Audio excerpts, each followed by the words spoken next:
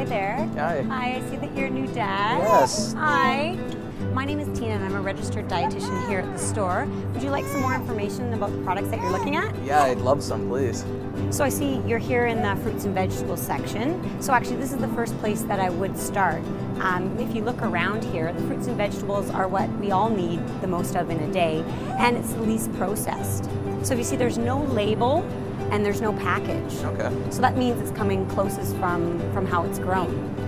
One really good tip is looking at all the different colors. The more colors you have, the more nutrition you get. Okay, that's good to know. And one thing that I do encourage people is just start with one thing at a time. You know, so if, say, for example, something like potatoes are a staple, you could maybe switch to sweet potatoes, which are a bit higher in vitamin C, and they're also a bit higher in fiber. So something to just kind of get you started. You can cook them virtually the same way. Okay. Wow, she looks so healthy. Oh yeah, she's doing great. She's nursing right now, but I don't really know what the next step is.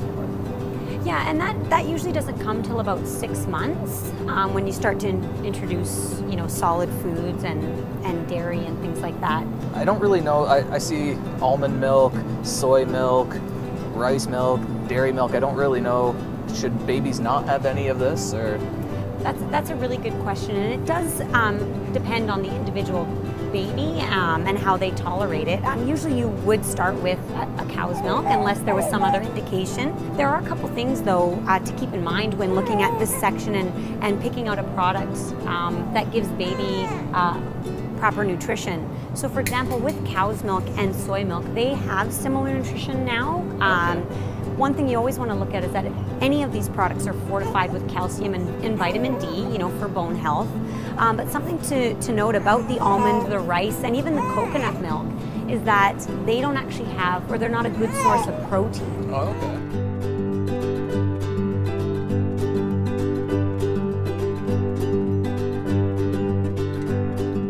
One other thing is just the frozen vegetable section. You know, when you don't have maybe access to the fresh, even fruits and veggies, is to have some frozen vegetables on hand, minimally processed, and you can use them, or they're pretty easy to use in your own baby food as well.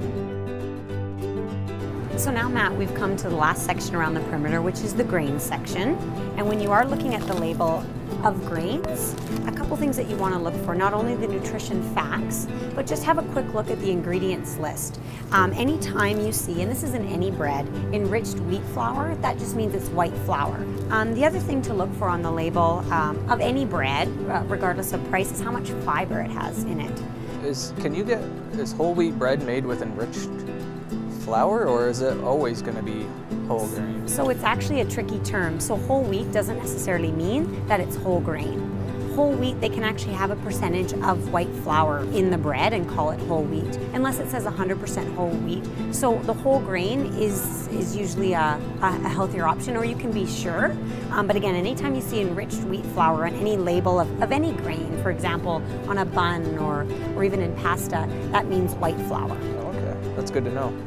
Thank you so much. You've been very helpful with giving me some good pointers about what to look for in terms of, you know, looking out for her, which to me, I needed some help, and I appreciate it. Thank you. Oh, and I was so happy to, Matt. And it's very encouraging to see a new dad coming into the grocery store with his little one. And by continuing to do that, you're modeling some very healthy behavior and will be helping her make healthy choices in the future.